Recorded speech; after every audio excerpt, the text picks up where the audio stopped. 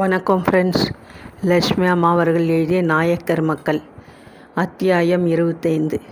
பின்கெட்ட முற்றத்து குரட்டில் தூண் மீது சாய்ந்தபடியே தனது பாட புத்தகங்களை புரட்டி கொண்டு உட்கார்ந்திருந்தாள் சரோஜினி. எவ்வளவோ முயற்சித்தும் அவளால் வரப்போகும் பரீட்சைக்குரிய பாடங்கள் மீது கவனத்தை செலுத்த முடியவில்லை. முற்றத்திலே படிந்து நின்ற நிழல் அதிகரித்து சூரியன் அஸ்தமித்து வருவதை உணர்ந்த அவள் முடிவில் அலுப்புடன் புத்தகங்களை மூடி அடுக்கி கொண்டு மாடி அறைக்கு செல்ல எழுந்திருந்தாள். அது சமயம் வாய்ப்புறத்திலே உலாவிக் கொண்டிருந்த ராமசாமி மிகவும் ஆக்ரோஷமாக குரைக்கும் சப்தம் கேட்கவே திடுக்கிட்டு வாயிலுக்கு ஓட்டமும் நடையுமாக சென்றாள். உன் அருமை நாயை கூப்பிடு, முதலில் அதை பிடித்து கட்டச் சொல், இல்லாவிட்டால் காரிலிருந்து நான் இறங்க மாட்டேன் என்று காரின் பின் ஆசனத்தில் உட்கார்ந்திருந்த திலகவதி கூக்குரலிட்டாள்.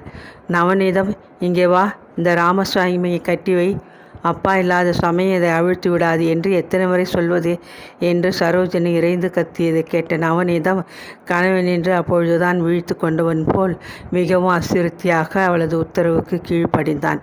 அம்மாடி, உன் வீட்டிற்குள் வருவது எனக்கு ஒரு பெரிய கண்டம் என்று உடலை பயத்துடன் சிரித்து கொண்ட திலகவதி சிநேகிதியின் கரங்களை ஆர்வத்துடன் பற்றி கொண்டு, சரோ, சீக்கிரம் முகத்தை கழுவிக்கொண்டு வேற உடை உடுத்தி கொண்டு என்னுடன் கிளம்பு, உன்னை வெளியே அழைத்து போக வந்திருக்கிறேன் என்றாள்.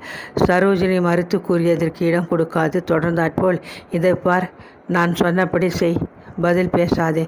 ஸ்ரீமதி ரேவதி உன்னை தனது பங்களாவிற்கு இன்று சாயங்காலம் தேநீர் அருந்த அழைத்திருக்கிறார்கள். அவர்கள் சார்பாக உன்னை கூட்டி போகவே நான் வந்திருக்கிறேன்.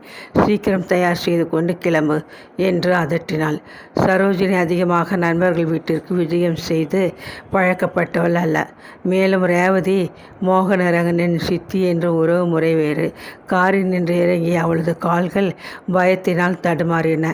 ரேவதி அவர்கள் ஏதாவது அசம்பாவிதமாக கேட்டு வைத்து விடப் போகிறார்களோ என்று தனக்குள்ளே கிளி அடைந்தவளாக மிகவும் தயக்கத்துடன் பாலசுந்தரத்தின் தென்னஞ்சோலை பங்களாவிற்குள் நுழைந்தாள்.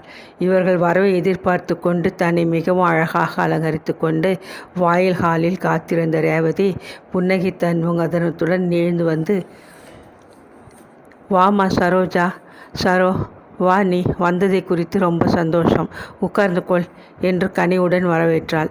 சிறிது நேரம் மூவரும் சந்தோஷமாக பல பொது விஷயங்களை பற்றி சம்பாஷித்து கொண்டிருந்தார்கள். பிறகு, வா சரோ, நாம் கொஞ்சம் சிற்றுண்டி அருந்தலாம், எழுந்திரி என்று அழைக்கவே சரோஜினி மிக்க சங்கோஜத்துடன் எழுந்து அவளை தொடர்ந்து சென்றாள்.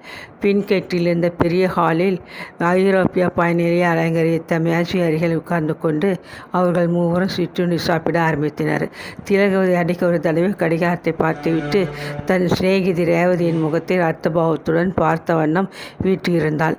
சரியாக 5 மணிக்கு அங்கு வந்து விடுவதாக சொல்லி அனுப்பியிருந்த அவன் மணி 5:30க்கு மேலாகியும் வராததைக் கண்டு திலகவதியின் மனம் சஞ்சலத்தில் தவிக்கத் தொடங்கியது.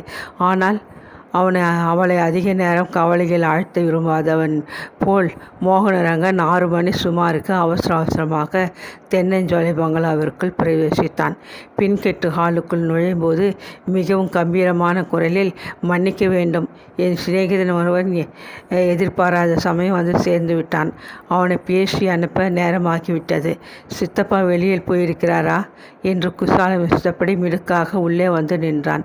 பழக்கமான அந்த குரலை கேட்ட சரோஜினியின் கரங்கள் உணர்ச்சி வசத்தில் நடுங்க ஆரம்பிக்கவே அவள் கையில் இருந்த டீ கோப்பையை சற்றென்று கீழே வைத்துவிட்டு அந்த பக்கம் திரும்பி பார்த்தாள். அவளது நெஞ்சு பயத்தில் திக் திக்கென்று அடித்து கொண்டது.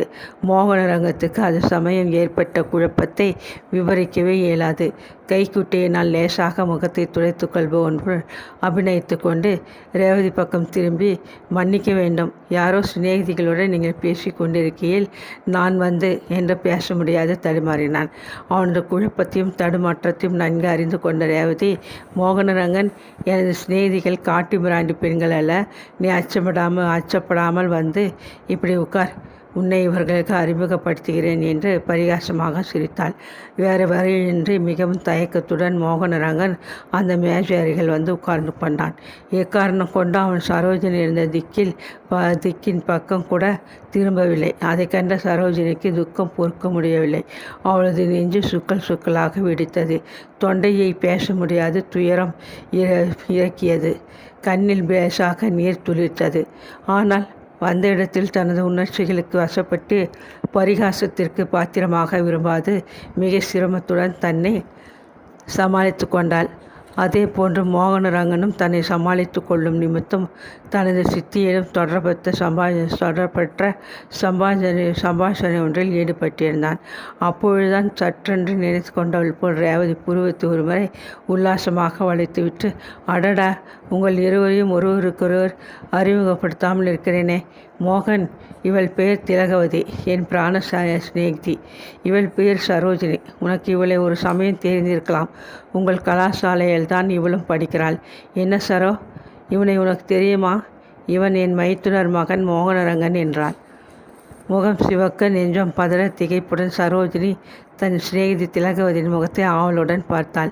இப்படி ஒரு சங்கடத்தில் கொண்டு வந்து என்னை அகப்பட்டு கொள்ள செய்து விட்டாயே, நான் இப்பொழுது என்ன சொல்லட்டும் என்று கேட்பது போலிருந்தது அவளது பார்வை. எதிர்பாராத இந்த அசம்பாவிதமான சந்தர்ப்பத்தை சமாளித்து கொள்ளும் முழு பொறுப்பையும் சரோஜினிக்கு கொடுக்க மனம் இல்லாதவன் போல் சற்றென்று மோகனரங்கன், மிஸ்டர் சரோஜினியை நான் ஓரளவு அறிவேன். எனது வகுப்பிலே படிக்கும் மாணவிகளில் இவரும் ஒருவர் என்று சுருக்கமாக விடையளித்தான். என்னம்மா சரோ, உன் ஆசிரியரை கண்டு இங்கே கூட ஏன் இவ்வளவு பயப்படுகிறாய்? இது வகுப்பு அறையல்ல, எங்கள் வீடு. தைரியமாக நீ தலை நிமிர்ந்து பேசலாம் என்று சரோஜினியை பார்த்தாள் ரேவதி. இதுதான் சமயம் என்று திலகவதி, அடடா, ஒரு முக்கிய விஷயத்தை மறந்துவிட்டேன். உங்கள் வீட்டில் டெலிஃபோன் எங்கே இருக்கிறது? எனக்கு கொஞ்சம் பேச வேண்டும் என்று எழுந்திருந்தாள். மாடியில் இருக்கிறது, வா காண்பிக்கிறேன் என்று ரேவதி கூடவே எழுந்திருந்தாள். மன்னித்து கொள்ளுங்கள், இதோ வந்துவிட்டோம் என்று ரேவதி புன்முறுவல் செய்துவிட்டு அவ்விடத்தை விட்டு அப்பால் சென்றாள். தனிமையில் மோகனரங்கத்துடன் விடப்பட்ட சரோஜினி தடுமாற்றத்துடன் கையில் இருந்த கோப்பையை கீழே வைத்தாள். மோகனரங்கன் இத்தனிமையை உபயோகித்து கொண்டு கட்டாயம் ஏதேனும் பேசுவான் என்ற ஆவலில் அவள் இருதயம் துடித்தது. சங்கோஜமும் துயரமும் ஒருங்கே எய்திய அவள் தலையை குனிந்த வண்ணம் வாளா உட்கார்ந்திருந்தாள். அவளது நெஞ்சு துடிப்புக்கு ஒத்துப்பாடுவது போல் சுவரில் இருந்த பெரிய கடிகாரம் டிக் டிக் என்று ஒலித்து கொண்டிருந்தது. தலைக்கு மேல் சுழன்று கொண்டிருந்த மின்விசிறி லேசான எழுப்பிய ஓசையை தவிர அவர்கள் இருவரிடையே பயங்கரமானதொரு நிசப்தம் நிலவி நின்றது. அந்த நிசப்தம் சரோஜினிக்கு பல யுகங்கள் போல் மிகவும் நீடித்து தோன்றியது. மாடி அறைக்கு சென்ற ரேவதியும் திலகவதியும் உரத்த குரலில் சிரித்து பேசிக்கொண்டு கீழே இறங்கி வருவது கேட்கவே அதற்கு மேல் வாளா இருக்கக்கூடாமல், மோகன், ஏன் இந்த மௌனம் என்று ஏக்கத்துடன் துக்கம் நெஞ்சடிக்க மெல்லிய குரலில் வினவினாள் சரோஜினி.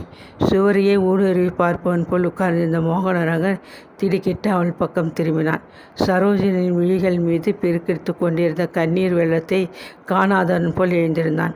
ரேவதியும் திலகவதியும் கீழே இறங்கி வருவதற்குள் பொறுக்க மாட்டாதவன் போல், சித்தி, எனக்கு ஒரு அவசரமான வேலை இருக்கிறது, போய் வருகிறேன், சித்தப்பாவிடம் சொல்லுங்கள் என்று இறைந்து கூறி விடை பெற்று கொண்டு ரேவதி பதில் சொல்வதற்கு காத்திராது ஒரே ஓட்டமாக ஹாலை கடந்து வெளியே சென்று விட்டான். அவனது விசித்திரமான நடத்தையின் தாத்பரியத்தை கொஞ்சமும் அறிந்து கொள்ள முடியாத சரோஜினிக்கு அதற்கு மேல் தன்னை கட்டுப்படுத்தி கொள்ள இயலவில்லை. சிநேகிதி ஒத்தி வீட்டிற்கு தான் வந்திருப்பதை மறந்து நெஞ்சமே வெடித்துவிடும் போல் குமுறி அழ ஆரம்பித்து விட்டாள். அவளது துயரத்தின் பொருளை உணர்ந்து கொண்ட திலகவதி ஓடோடியும் வந்து அன்புடன் அணைத்து கொண்டாள். சரோ, அழாதே, அவர் என்ன சொன்னார்? ஏன் வருத்தப்படுகிறாய் என்று கனிவுடன் விசாரித்தாள். ஒன்றும் கூறவில்லை. என்ன காரணமோ தெரியவில்லை. என்னிடம் பேசவே மறுக்கிறார் என்று சரோஜினி துக்கத்துடன் திணறினாள்.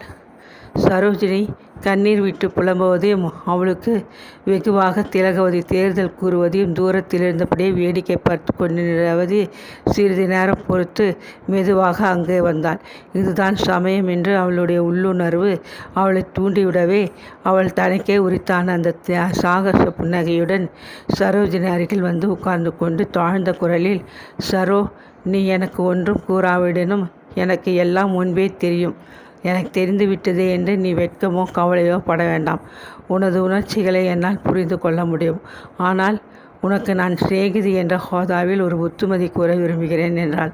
ரேவதி பேசிக்கொண்டு போன விதம் திலகவதிக்கு சிறிது ஆச்சரியத்தை உண்டாக்கவே, ரேவதி என்ன சொல்லப் போகிறீர்கள்? எனக்கு கவலையாக இருக்கிறதே என்றாள். இன்று பகல் என் கணவர் என்னிடம் குடும்ப விஷயங்களை பற்றி பேசி கொண்டிருக்கிறேன். அந்த விஷயத்தை சொன்னார். அவர் சொல்வது தவறாக இருக்கும் என்று நான் முதலில் நம்பவில்லை. மோகனரங்கன் சற்று முன் நடந்து கொண்ட மாதிரியில் அது முற்றிலும் உண்மை என்று புரிகிறது என்று கூறிவிட்டு நிறுத்தினாள். ரேவதி இப்படி கூடமாக பேசினால் எங்களுக்கு புரியவில்லையே என்று திலகவதி கவலை அடக்க முடியாது வினவினாள். விஷயத்தில் கூறும் முன் பொதுவாக ஒரு புத்திமதி கூற விரும்புகிறேன். சரோ, புருஷர்கள் உணர்ச்சி வசத்தில் பேசுவதையெல்லாம் பெண்கள் வேத வாக்காக எடுத்து கொள்ளக்கூடாது. அவைகளையெல்லாம் சத்தியம் என்று நம்பினால் பிறகு அதோ கதிதான். இந்த உண்மைக்கு மோகனரங்கன் மட்டும் விலக்கல்ல. மோகனரங்கன் உன் மீது அன்பு காட்டியிருக்கலாம். உன்னையே மணந்து கொள்வதாக கூட வாக்கு கொடுத்திருக்கலாம். ஆனால் அவைகள் முற்றிலும் பொய் என்பதை அறிந்து கொள் என்றாள். இதை கேட்டு சரோஜினி விம்மி விம்மி அழத் தொடங்கவே, உண்மை மிகவும் கசப்பானதுதான். அதற்காக இப்படி மனத்தை ஏன் அலட்டி கொள்ள வேண்டும்? அழாதே சரோஜினி. நீ துயரப்படும் அளவு மோகனரங்கன் துயரப்படுகிறானா? அதிலிருந்து உனக்கு என்ன தெரிகிறது? அவன் உன்னை சிறிதும் நேசிக்கவில்லை என்பது விலகவில்லையா?